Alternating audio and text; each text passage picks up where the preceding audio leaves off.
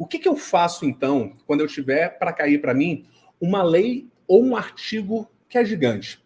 Tem várias leis suas que são 2 páginas só, não tem títulos, não tem capítulos, é só alguns artigos. São 5 artigos, 10 artigos e tudo mais. Normalmente, o primeiro artigo dessa lei vai dizer do que trata essa lei.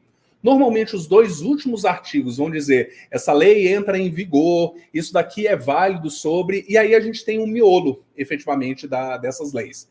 Como que eu faço? Essas são tranquilas. Eu li, grifei, processei.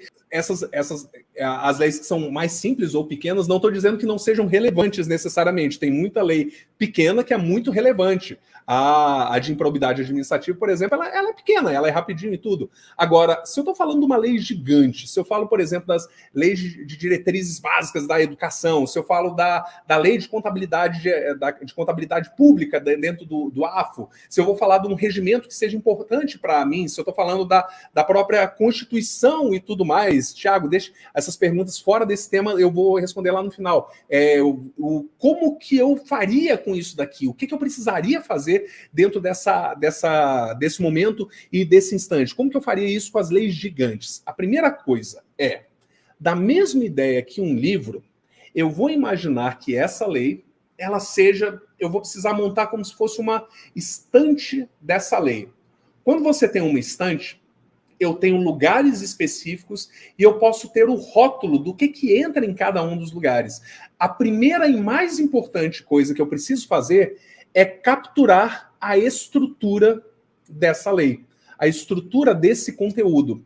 Da mesma forma, se eu estivesse estudando a doutrina.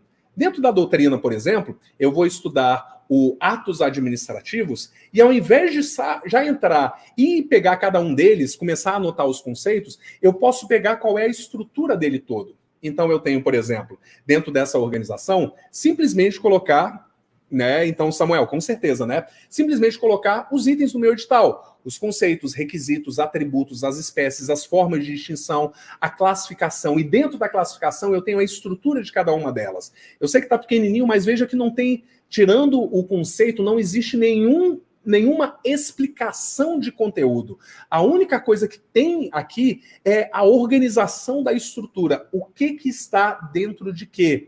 Isso daqui foi um mapa mental rapidinho, né? Só um esqueleto mental feito bem rapidinho dentro de um voo que eu estava fazendo. Eu juro que eu levei entre 5 e 10 minutos para fazer isso, dentro de um voo apertadinho, olhando um livro, e eu acho que eu passei por cerca de 80 páginas para ir capturando isso. A primeira coisa, da mesma ideia, eu vou jogar para uma lei. Então, por exemplo, se eu for colocar agora o regimento interno da Câmara Federal, eu posso pensar nessa mesma coisa. Antes de começar a estudar todo ele, eu quero capturar qual é a estrutura. Qual que é a estrutura desse negócio? E dentro da estrutura, agora sim, eu tenho as disposições preliminares. E dentro das disposições preliminares, eu sei que está pequenininho, mas eu tenho como é que funciona a sede, como são as sessões legislativas, como são as sessões preparatórias. São 2 tipos, as de posse dos deputados e a eleição da mesa. Como funciona a ideia dos líderes das câmaras? Como funcionam os blocos parlamentares? Eu tenho agora o próximo grande agrupamento. Quais são os órgãos da Câmara? Dentre esses órgãos, eu tenho a mesa. Sobre a mesa, quais são as disposições gerais? Como é a presidência da mesa? Como é a secretaria da mesa?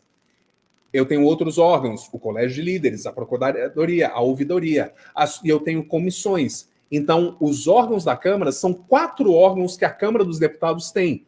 A mesa, o colégio de líderes, a procuradoria, a ouvidoria e as comissões. São 5 órgãos. E dentro das comissões, tem algumas coisas importantes. Eu tenho que saber as disposições gerais e eu tenho as comissões que são permanentes, eu tenho as comissões que são temporárias.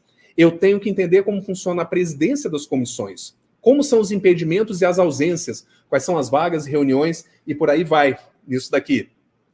As sessões da Câmara, eu tenho que entender quais elas são. Existem as sessões que são públicas, as sessões que são secretas, existem as sessões que são interpretação da observância deles e como funciona a ata das sessões. Dentro das sessões públicas, eu tenho 1, 2, 3, 4, 5, 6. Eu sei que está bem pequenininho, mas aperta o olho aí para ver. Que eu tô apertando o olho aqui para ver. As sessões públicas são do expediente, do pequeno expediente, da ordem do dia, do grande expediente, das comunicações com a liderança, das comunicações parlamentares e da comissão geral. Toda essa captura eu posso fazer antes mesmo do meu estudo. Então, agora eu estou preparando um estudo, se eu for da área de processo legislativo. Isso daqui é um regimento que ele é grande, então eu estou me preparando para, olha, essas 40 horas que eu vou passar, talvez estudando sobre o regimento interno da Câmara, eu vou passar, quanto tempo vocês chutam que levou para eu fazer isso daqui? Quanto tempo vocês chutam que levou para eu capturar todos esses elementos e colocar aqui? Todos esses elementos levaram aproximadamente, coloca aí, aproximadamente 15 minutos. Eu só fui, passa a lei, fui desse jeito aqui, ó. Eu tinha lei, passa, destaque. Pronto. Capítulo 2, direitos sociais, passa. Capítulo 3, da nacionalidade, passa. Capítulo 4, dos direitos políticos, passa, dos partidos políticos. Então, eu só fui capturando esse tipo de coisa. Cheguei agora no próximo título, próximo ramo, organização do Estado. Capítulo 1, a organização política e administrativa. Capítulo 2, da União. Passa, só procurando os destaques. Os Estados Federados. Passa, isso é a leitura holística, é claro. Capítulo 4, dos municípios. O próximo deve ser dos territórios, se não me fala a memória. O Distrito Federal e os territórios, está lá embaixo, isso daqui. Né, 15 minutos. E dentro dos territórios, eu tenho o Distrito Federal e eu tenho os territórios, efetivamente. Aí eu tenho a intervenção federal. A intervenção federal. Passo a passo. O próximo, eu tenho agora da administração pública. Deixa eu ver. Intervenção.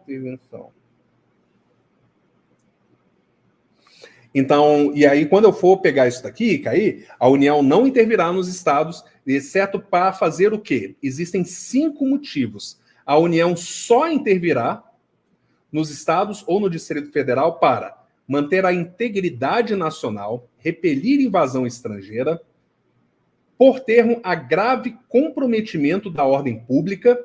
Então, aquela greve dos PMs no Ceará que juntou com uma revolta e fuga nas prisões, precisou de uma intervenção para fazer isso, poderia ser. Para garantir o livre exercício de qualquer dos poderes na unidade das federações. Então, aqui em Brasília, teve uma época de uma manifestação frente ao Supremo, onde foi conversado da possibilidade de uma intervenção federal para garantir a execução, o exercício do poder do judiciário naquele momento. Reorganizar as finanças da unidade da federação que tiver feito um desses elementos aqui. Então, o que eu estou fazendo isso? Eu estou lendo, processando e capturando cada uma dessas coisas. Conforme a gente vai fazendo isso, vai funcionando e vai ficando legal. Eu vou guardando cada um desses. Eu não preciso ter na ponta da língua, a gente falou de 4 coisas, eu não preciso nesse instante ter na ponta da língua cada um deles, né? Mas se eu for puxar aqui, eu tenho a coisa de garantir a paz dentro do lugar, repelir a invasão estrangeira, eu tenho para fazer isso dentro dos estados que se ferrarem financeiramente, e tem um outro que está faltando, que é o primeiro. Não tem problema, normal, eu vou agora só conferir.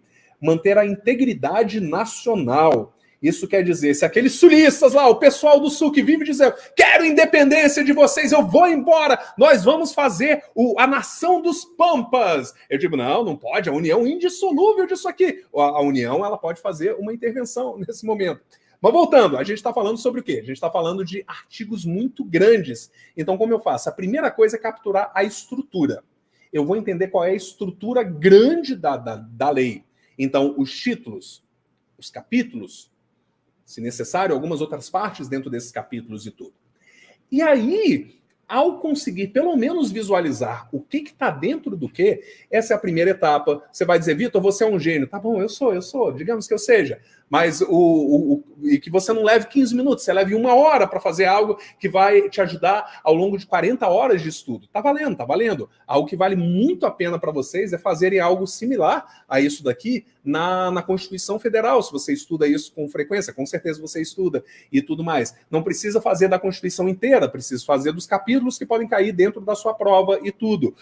A pessoa que vai estudar para o INSS, você pega a parte de direito previdenciário, você pega as leis que estiverem ali dentro, a doutrina de direito previdenciário, vê o que pode cair no INSS, você faz algo similar a isso daqui.